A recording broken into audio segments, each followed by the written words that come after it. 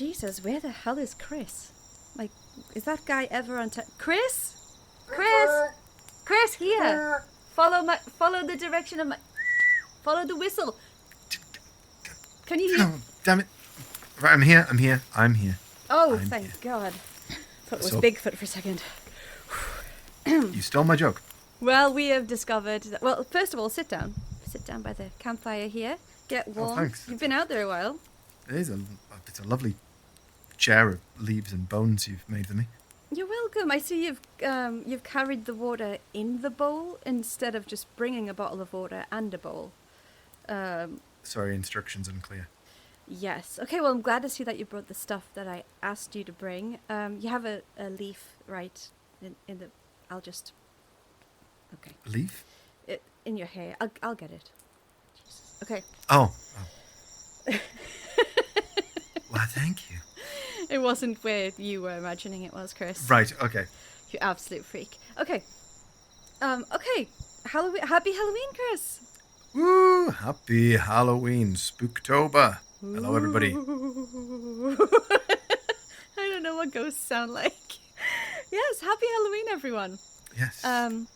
We should say welcome.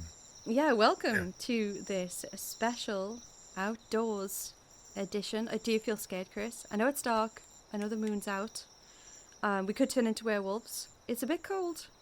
But, I did stop to drink from that footprint. Oh. Okay, so we have around... How are we going to make a lifetime worth of podcasts with you in 12 hours? That's probably how long you have before you start to transform. I guess we can do it on your cooling off periods. Okay, anyways, hi everyone, and welcome to the Halloween edition of Dystopian Simulation Radio 2024. Woo! Woohoo! I'm your host, Linz. And Chris. I thought you were transforming for a second. I was like, fuck, that went quick. How are you doing, Chris? I am A-okay, apart from the fact that it is freezing out here. Well, you know, I was about to say pain is beauty, but that's not the phrase I'm looking for. But yeah, we had to. We had to be out in the elements today, Chris, to get the spooky vibes. There's no way we could do this kind of thing in, like, for example, our offices. That's just stupid. No. Never. Oh, look, a raccoon. Do we have those here? What the fuck? Oh, we're in the forest simulation. All right. Okay. It's all making sense now. So, Chris, before we start the episode, is there anything you want to share with us? Or should we jump right into the socials and where people can see pictures that go along with the episode? I think we should just jump right into the spooky stuff today. So let everyone know where they can find everything, and then I'll say a quick thank you to our Patreons. All right, so if you want to see the images that go along with this episode, you can do so on our Instagram, which is d.s.radio. You can support us, help us host the podcast and other things by joining our Patreon at patreon.com/dystopian simulation radio. And if you just search our podcast name, you'll probably find us all over the place. Probably will. Probably. Speaking of Patreons. Yes, we must give a big... quite cold today. Thank you on Spooktober to our wonderful Patreons. You can, of course, join our Patreon to support the show over at patreon.com/dystopian simulation radio. So I must give a big hearty thank you to Philip Hoffman, Pip, the Toxic Avenger, Emily Medeiros, Riaz, Wesley Akers, Michael M, Only Child, Drake Halvig, Lind Gibson, Kelsey Carruthers, Greer Reaver, Mike Wright, Lindsay Keller, Spoof, Jamie Sook, Creepy Paper, Crosh, Broad Cropley Crab, Riff Cult, Graves, Devon Sweatshirt, Ordained Sinister Minister, and Patrice. Thank you so much, guys. I'm getting better at that pronunciation every time. The cash you brought us is really something. Who? You idiot. Chris. Oui. Question. Tell me what you think about this. Was that like Destiny's Child? It wasn't like Destiny's Child. It It was. Destiny's Child. Lovely. Okay. That really threw me off. Chris, would you call yourself or consider yourself a sociable person? Would you say you like speaking with and hearing about other people's lives? I think so, generally. I mean, I have my moments. I think everyone kind of alternates between sociable and unsociable, but I'm probably leaning more towards the sociable side of things. Lovely. But, you know, you make enough small talk with the same rotation of characters, and not to be mean, but it can sometimes get a bit boring. I mean, living people, they're just so predictable. But what about the dead? Imagine the kind of things they could share with us about life, the afterlife, and everything in between. If we could just somehow communicate with them, Chris, maybe we could find out all sorts of things. I mean, we could ask Elvis if aliens are really out there. We could even ask Paul McCartney how he's doing and if he'd hold our hands. The real Paul McCartney, not the look-alike replacement Paul McCartney we know today. Not you, Billy Shears. Look, Chris, we've touched on communicating with the dead throughout our DSR career. I temporarily joined the spiritualist church at one point to test out mediums. We've touched on things like EVPs and Ouija boards and such. So, today we are going to present the DSR guide on how to speak with the dead. And if any listeners are brave enough, you can give these a shot at home at your own risk. Of course, we will not be responsible for any damages to you, your life, or your spiritual health. I've put together a list that doesn't involve a lot of special items, and it doesn't call for like much modern technology, so people will be able to easily try these out if they so dare. So Chris, before we start, what methods of conversing with the dead do you know, just off the top of your head? I mean, seance. Mm-hmm. A second seance. Another seance.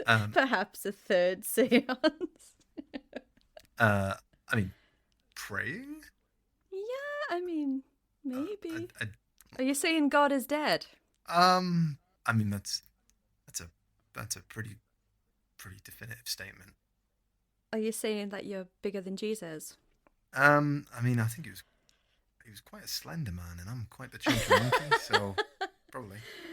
Are you saying you believe in Slender Man? Okay, so seances, rapping, not like Dr. Dre rapping, like. Oh, were they not just a kind of a seance though? So it's a bit more specific. Okay. In a seance, but it can happen. Rapping on my chamber door. Was that like the Beastie Boys doing Edgar Allan Poe? Some kind of dead telephone. Yeah, like imagine like some kind of, old payphone in the middle of nowhere, and you pick it up. You're talking about cursed numbers, cursed phones. Yes. Oh, I like that. Yeah. What about EVPs?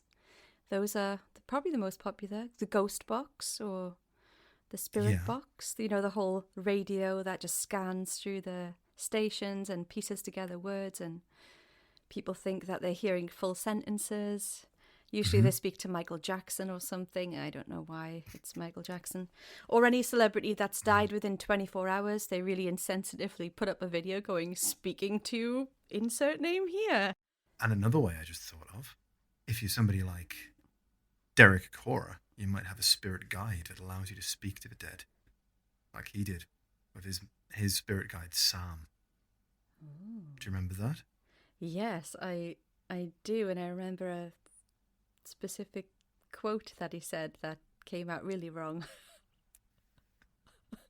was that because he sounded like he was trying to be really deadly serious, but he sounded like Lily Savage? Yeah, but that too. But there's also this one where he's like, he gets a message through, and the message is, Mary loves Dick. Mary loves Dick. Mary loves Dick. Yeah. We're trying to do a Scouse accent, but it's not Mary working. loves Dick. You sounded like a Dutch man joking. On a dick.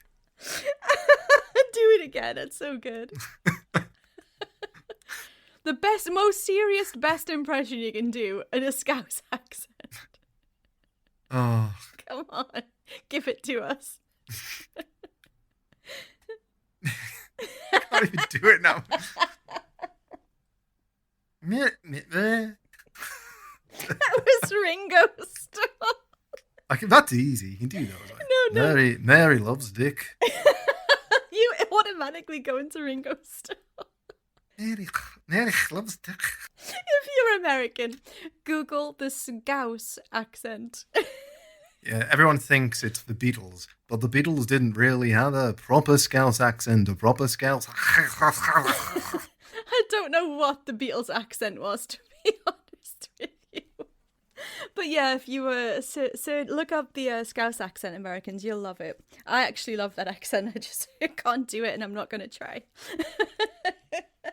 All right, Chris. So the first kind of way of talking to the dead that comes to most people's minds is the Ouija board, a foolproof shortcut to demonic possession in so many horror movies.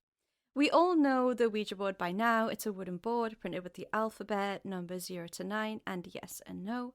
Spirits will spell out messages on a board by moving the planchette. Have you ever used one, Chris?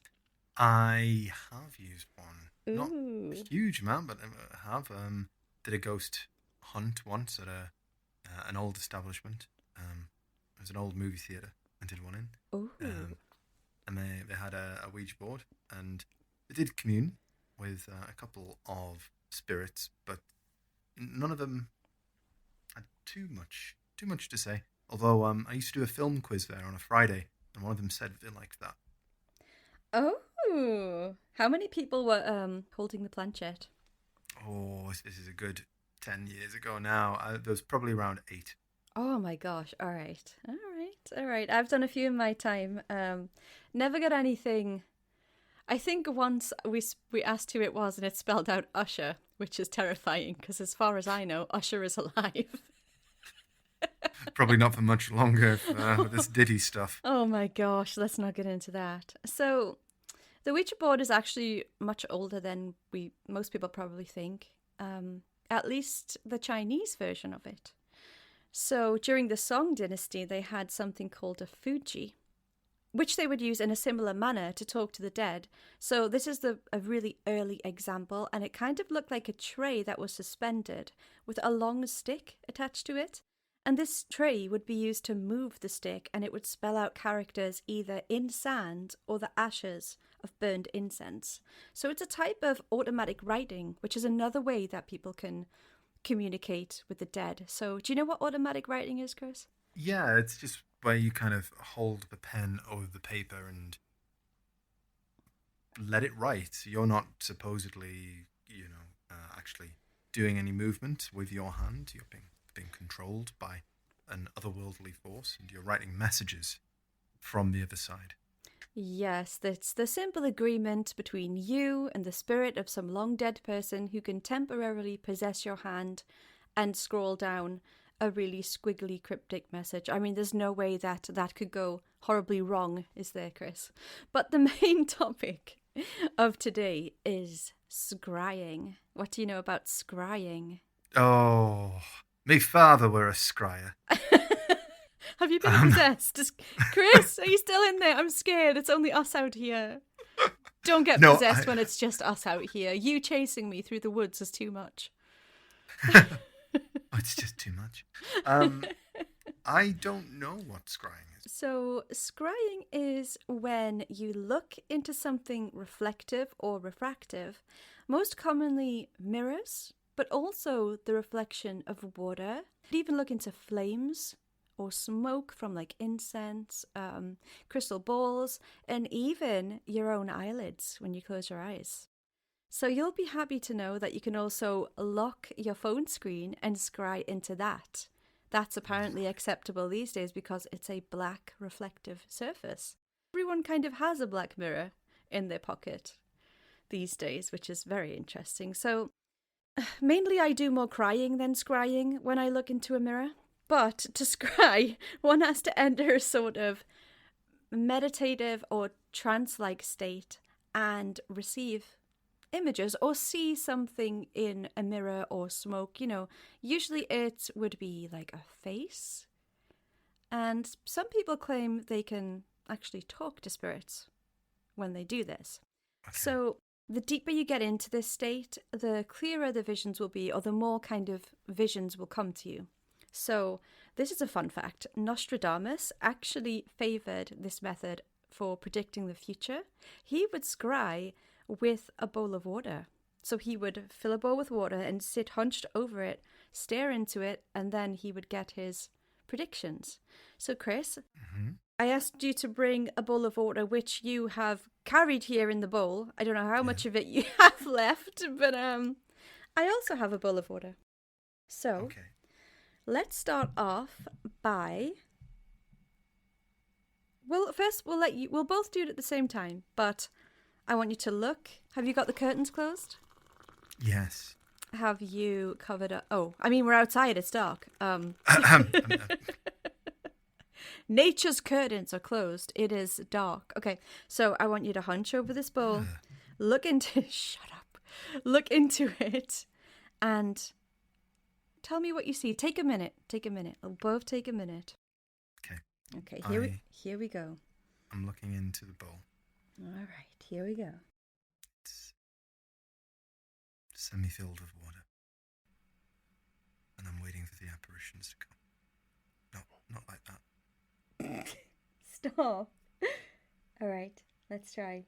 30 seconds of silence is... you might have to plug your ears.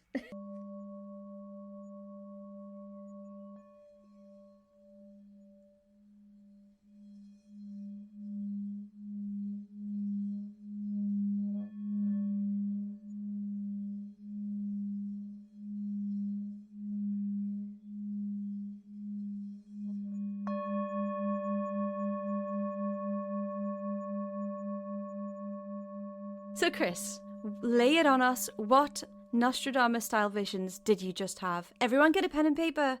Get ready for the lottery numbers. Okay. So I've got two answers for this.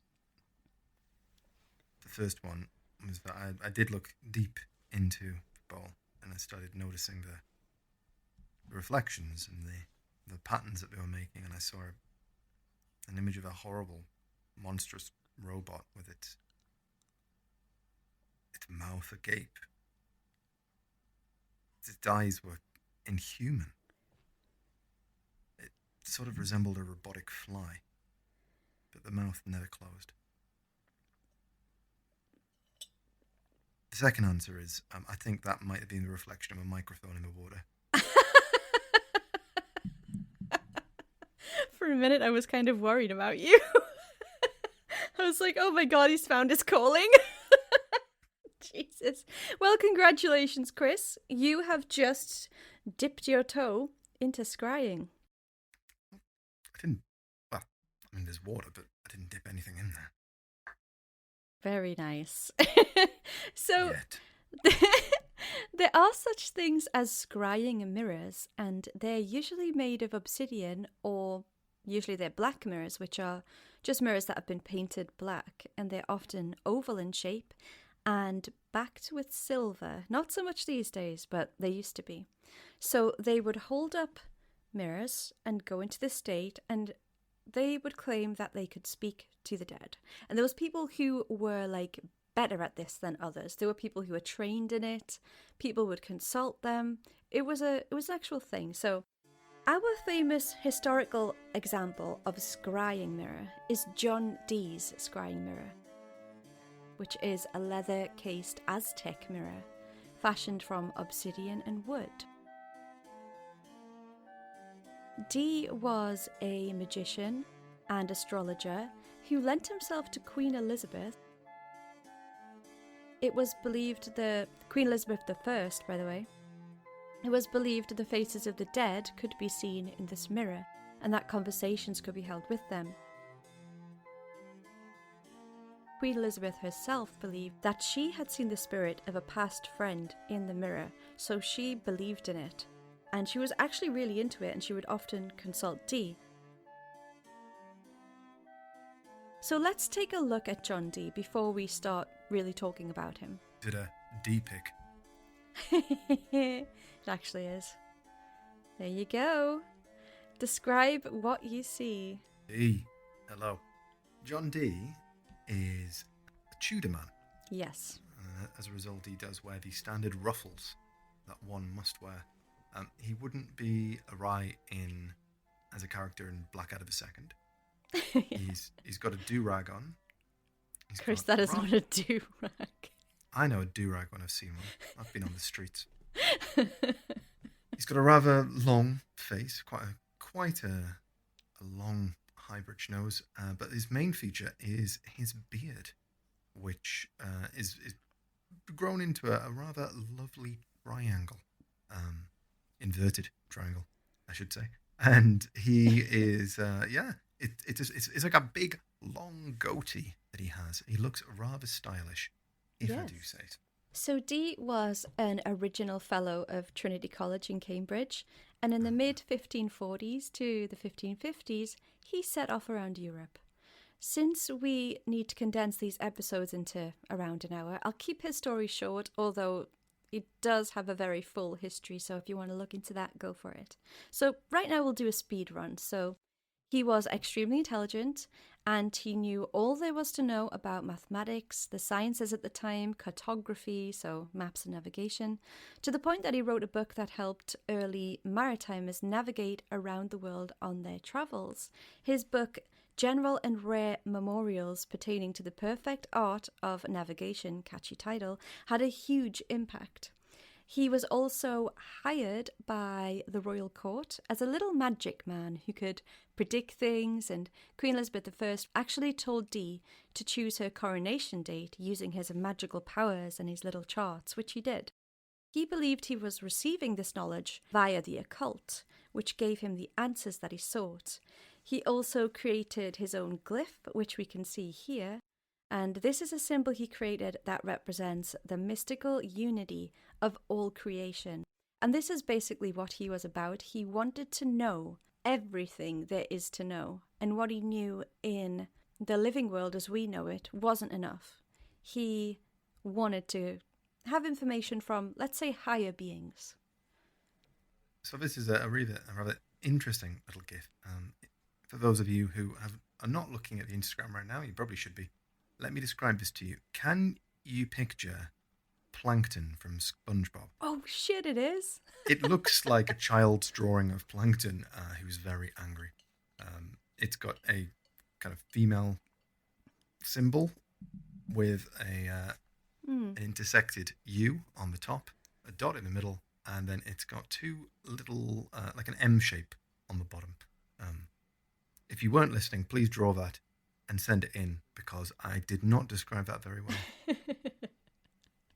I was thinking the opposite. I was like, you described that really well. I had to stop myself because I was going to say it's got a pair of boobies on its feet, but... Perfect description, in my opinion. Little stick man with an upside-down bowl on his head, a dot in the middle of the head, and an M for legs. Time rolls on, and John Dee is like, I still don't know all the secrets of the universe. He was getting frustrated. You know, he was a smart guy. No knowledge could fill him. On top of that, the royals were starting to doubt his predictions, and he decided that he needed to turn to the supernatural to gain his knowledge. So he gave it the old college try himself with the scrying and whatnot, but he didn't really get the results he wanted. It just wasn't really working for him. So he turned to an expert, a one Edward Kelly, whom he met in around 1582. Kelly claimed that he communicated with angels through scrying, and he said that they spoke this language called Enochian, not the mushrooms, the angel language. So we need to take a look at Kelly here. He was a sort of expert in the field of this. Here is Kelly, and I'm also going to send you a couple of artworks that... I'll send you this one that depicts him. So this is the kind of guy that Dee consulted here. Okay, so Kelly looks rather like an academic scholar. So he's got one of those big puffy hats on. He's got long straggly hair and a pointy triangular beard, as well as some university robes, but he has the face of a 7-year-old. He's very, very youthful. Yeah. I think the beard has aged him. It's like an extreme... You know when you see somebody shave off a big beard, and then they look like 45 years younger? Yes. That's a bit what's happening here. He's a very youthful face. What's going on? He's reading from a book. Some inscriptions around him that says Edward Kelly, 1595, alchemist, philosopher.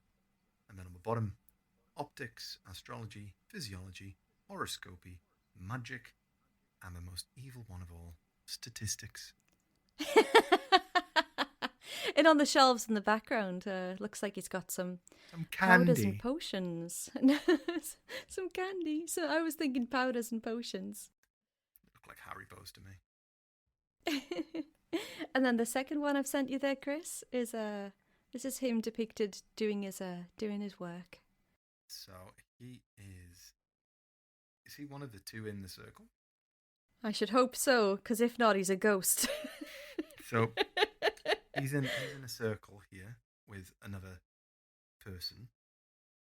They have got circle. I don't know. Is this one of those salt circles that keep out ghoulies and ghosties? Possibly a protective circle. Yeah, that's what it looks like. They're in a graveyard, and there is a spirit with them. Apparently, the spirit of a prison inmate. Given the clothing. Or a Frenchman. He's wearing a black and white striped garment. That's why Chris is making these jokes. If that didn't sink in yet, but yeah, this is I mean, this could be his business card, really. Baguette.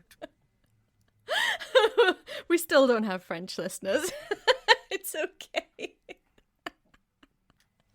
Je joue au foot à la weekend. All right, so Chris, what do you think of him? If you had to go to someone to learn the art of scrying and communing with the dead, would this be your fella? Yeah, I mean, you know what they say, no woman, no scry. But I would go with... There's no women involved yet. Oh, although later that might actually come into play. Well, all I'm saying, he's got a very youthful face. That might be a stuck-on beard, and it might be a lady. Oh, but well. yeah, he seems pretty with it. He seems like he knows what he's doing. I mean, this would be the type of person that I think I would probably go to if so set on such a quest. All I can say is, no woman, no scry. Maybe no scry, no woman. And if you do want to visit someone like Kelly, maybe don't take your wife. So, Kelly was more popular, and Dee trusted him as a kind of expert in the field. I suppose when you're an expert in the field of things like mathematics and such, like sciences, you have the education, the achievements to back that up. However, when you're an expert in things like scrying with angels in a language only you know, people just kind of have to take your word for it. But it's kind of smart because it also means nobody can steal your job because only you understand the language of Enochian. So you could actually make a pretty penny doing this whole talking to angels in the mirror shtick. Dee wasn't as interested in the money. He really genuinely wanted to have the ability to speak to angels and receive knowledge from this higher plane. Since Dee couldn't quite get the scrying to work on his own, he trusted Kelly to be a medium and relay the messages from the angels to Dee. Dee feverishly scribbled down these scrying conversations between himself, Kelly, and the angels. And he wrote them down in great detail. He published books and he wrote letters and everything, and you can look them up.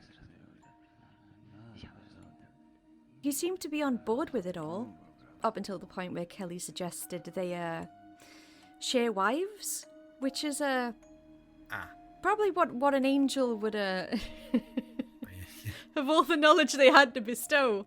I'm sure the most important message was, share your wife with this man. She's really hot, and you should. This would further your knowledge. No, like, okay, I'm sorry. Well, you know what they say, Loving angels instead. You're so stupid. I wish he had have just loved angels instead, but no.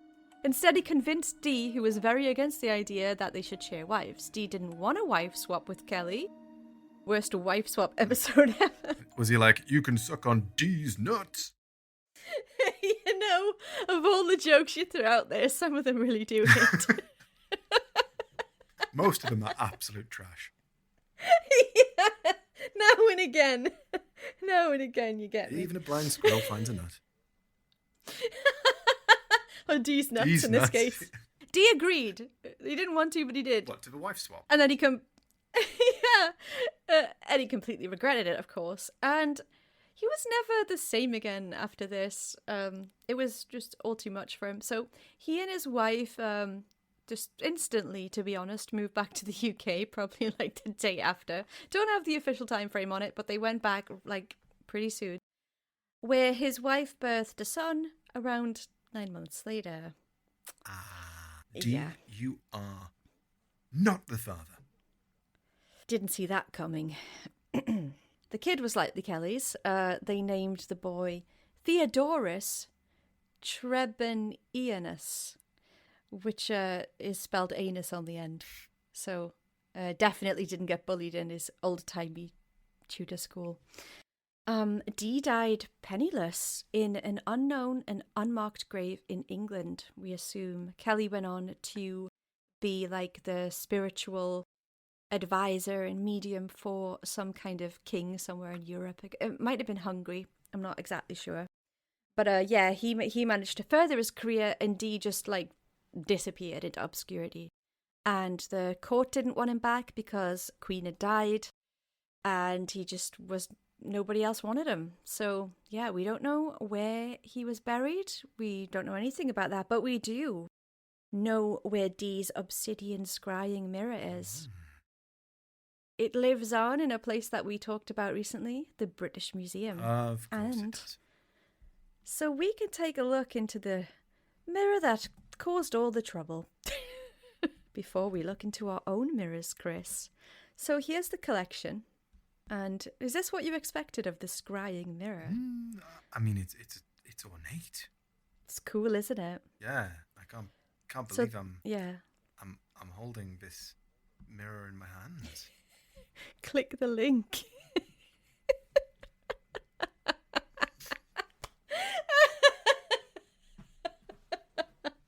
Did you genuinely not know I'd send the No, link? I didn't. I was just like, oh, we're doing a bit. I was like, ornate? I wouldn't call it ornate. I mean, it's cool. Yeah, it's just a simple circle with a little hole on the top, or I presume hanging around your belt. Simple circle. That is Aztec obsidian. Aztec obsidian. But it was considered white magic by, like, the Queen, like, kind of gave him a pass and was like, this is white magic, this isn't blasphemy. He would later, like, have loads of problems. After she died, he'd get a lot of problems about sort of being, you know, communicating with devils and demons, obviously.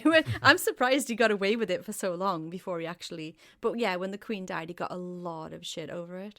But, yeah, that's his mirror. So, Chris, the time has come for us to scry right here, right now. And listeners, you can do this along with us. So you can pause, go get yourself a mirror, a candle, and a dark room. Or you can just do this at night. But if you do it with us here, please let us know if you saw anything. So close the curtains, block the light from underneath the doors, go in a dark corner of the room, light the candle, not yourself, and sit down quietly, look into the mirror, and stare. And Chris, if you can, maybe try and fix your gaze on like a certain point of your face. Like just look into your own eyes or, you know, into the space between your eyes. Anything you want. So let us first light our candles. Candle lit. What kind of mirror do you have, Chris? I have a sort of Rococo hand mirror with a velvet back. It's a mirror. It's I must admit, you said go and get a hand mirror, and I was like, I don't have one of those. Ah. So I have gone and nicked one from my wife. How big is this mirror? It is. It's. I don't know. Can you see a face in it? You can see a face or just in an eyeball? You can see a face in it. It's like Okay. 5x5 maybe. Okay, cool. Right. So we're gonna hold up the mirror. We're gonna hold the candle Where? beneath or wherever you want to put it on the desk.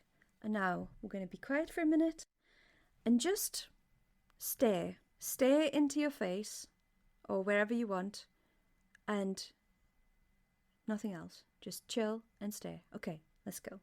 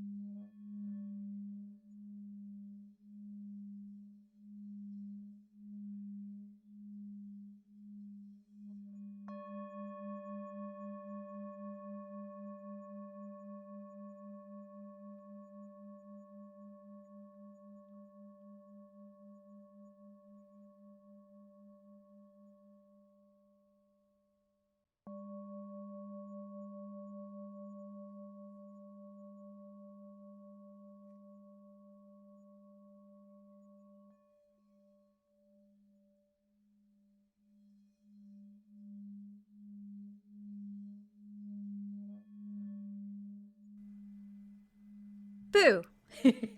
Oh. All right, Chris. Now, we should do this for way longer. I think people would sit doing that for like the longest time. But you got a small taste of what it was like. Did anything happen when you were just staring into your own face? No, apart from I became quite aware of my face. What it looks like. Mm-hmm. Did you fix your eyes on one point, or were you looking? I was trying to fix it on one point. Uh-huh. Try again for a minute and look at the space between your eyes, not into your actual eyes. Try it again.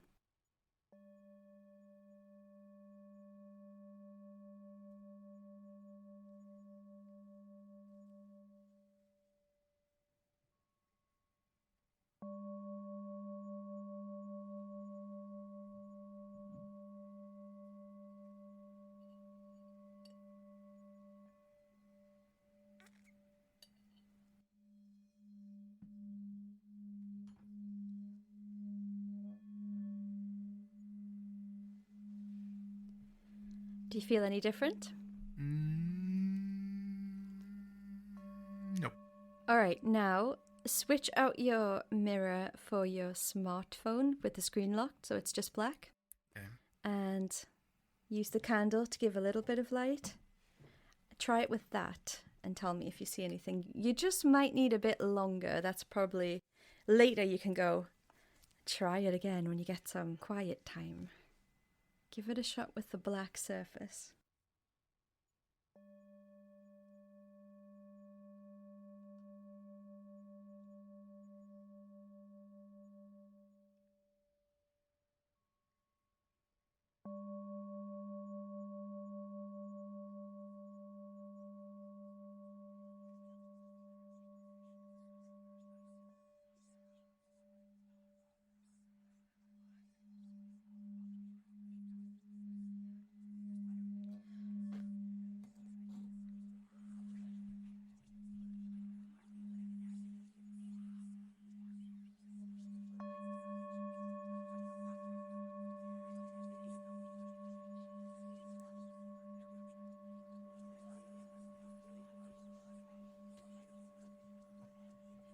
Okay, I'm going to stop because I'm scared. Okay. Any different? Same, but black.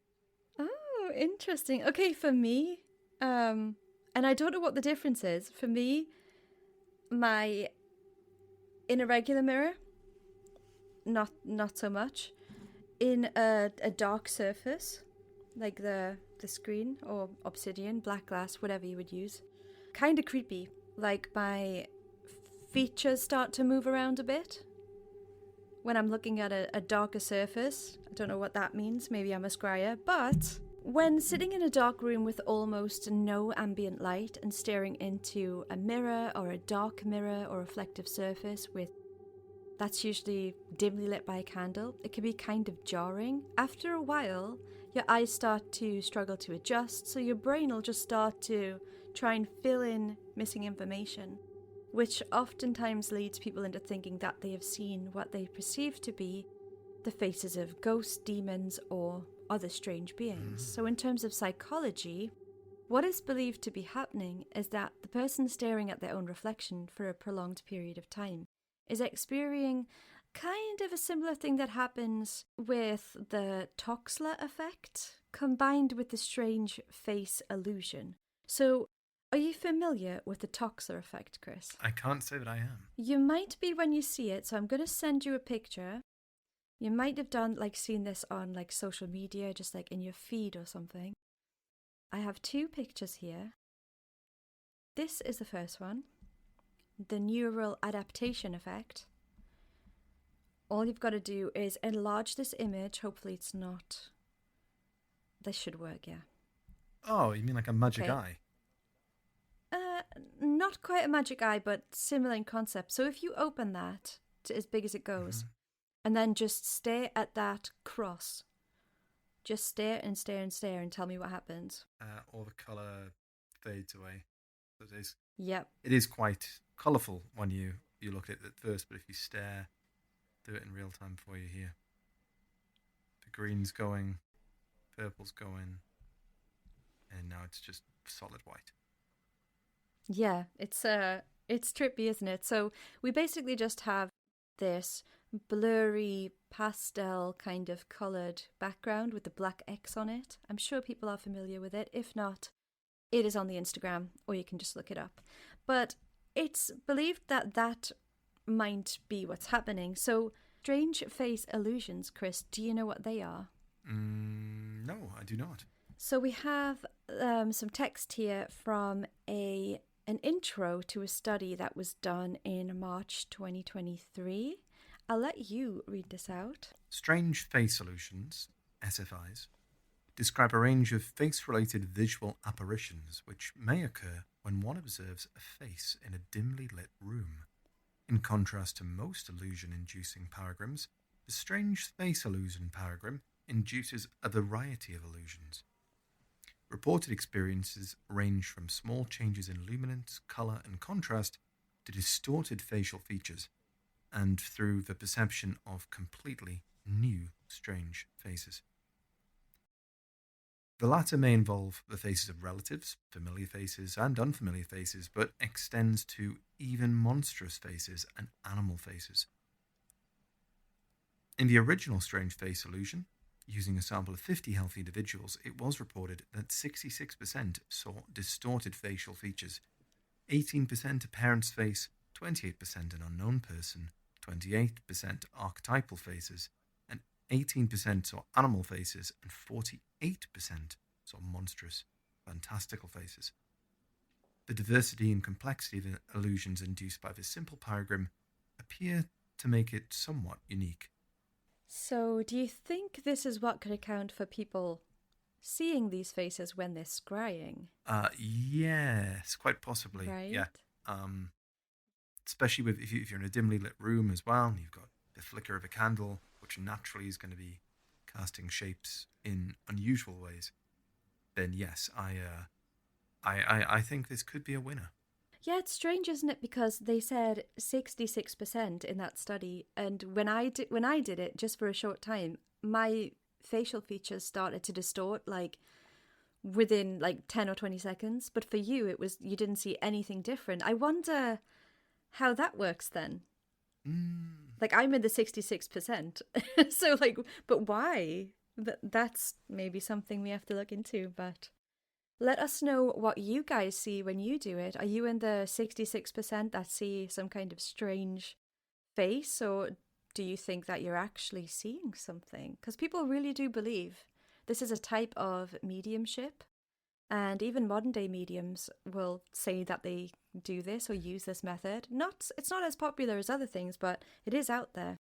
So it's especially fun to do on a night like this, everyone, a Halloween night. So once again, listeners, report back with your experiences. We would love to hear from you. It's kind of interesting, actually. Bloody Mary, I know a lot of countries have their own version of it, but apparently it's kind of related to scrying in a way, because it was a game that girls would play to see who their future husbands would be, which I didn't know. I just thought it was for the scares.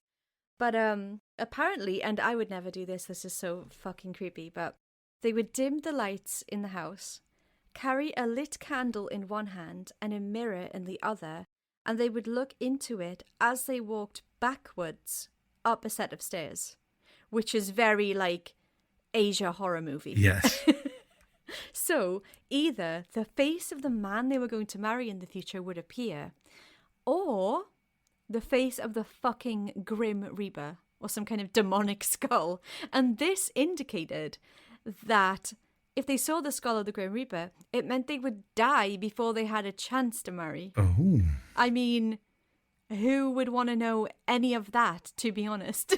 Like, what? Would you, if that was like an actual thing, would you want to know? Would you do it? I don't think so. I think ignorance is bliss. Yeah. I mean, I probably would have as a teenager or something. But if you saw that skull, then you'd be left with the question of like, okay, when? I guess it made more sense back then because some people don't marry these days and don't have kids and things like that. And maybe they're like, yay, I'm never going to marry, I'll die first. So it kind of hit different these days, I suppose.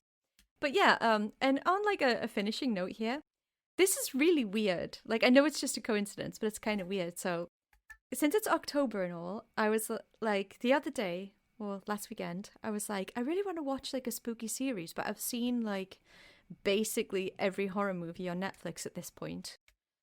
Do a better job, Netflix. Anyway, so I was just looking for a series that I'd never seen, and I randomly selected this British like television drama serial called Requiem. And when I started watching it, it just so happened to be loosely based on scrying and even mentioned John Dee. And I was like, what the hell is happening? So, Chris, I think I might be a scryer. And if anyone wants to pay me for my service, no, I'm kidding. But honestly, how weird is that? I do recommend that series, by the way, Requiem, a British series. I think it's from like 2018. I like really enjoyed it. So if anyone's looking for anything spooky to watch on Halloween, go for it. But before we wrap up here, Chris, do you know of any maybe Japanese ways to see a ghost? Because I know like you used to live there and teach there and stuff, but I know like in Thailand there is so many ways to see a ghost, and one of them does involve a mirror, like sitting in front of a mirror at midnight, brushing your hair a certain amount of times. And apparently that invites a ghost. And also looking between your legs. That's another way to see a ghost. Okay. So, yeah. And you will see that in a lot of Thai horror movies. But there's so many ways. So what about Japan? Do you know of any ways that they have that's different to what we do or we would do? In terms of seeing ghosts or communicating with it? I mean... Communicating, seeing, yeah. I didn't run in those circles, really. But there is a very popular holiday, national holiday, Obon, where it's a Buddhist festival, and that's where all ancestors are spared. The ghosts of your ancestors are supposed to come back to visit the family. Is that like the hungry ghosts? I don't know if they're hungry. All ghosts are hungry. You have to feed them and leave them like. I mean, I suppose, yeah, you do leave out various objects, candy and whatnot. Oh, that would be nice, wouldn't it? If you got to rise from your grave once a year and you get some Haribo. Can't go wrong with that, can you? No. But only once a year. Oh, well, I guess it's the same. That's what Halloween is, isn't it? It's the where ghosts have their one night to walk the earth. That's right. So make sure you put on your demon costumes, everyone. Blend in a bit, you know. Or in America, I guess you could go as Hulk Hogan, and apparently that's the same to a demon. He's one of us.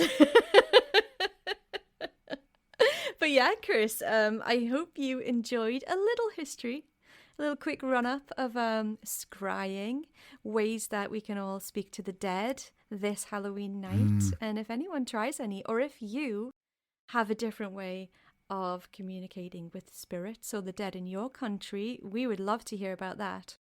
So just message us on our Instagram. And yeah, let us know.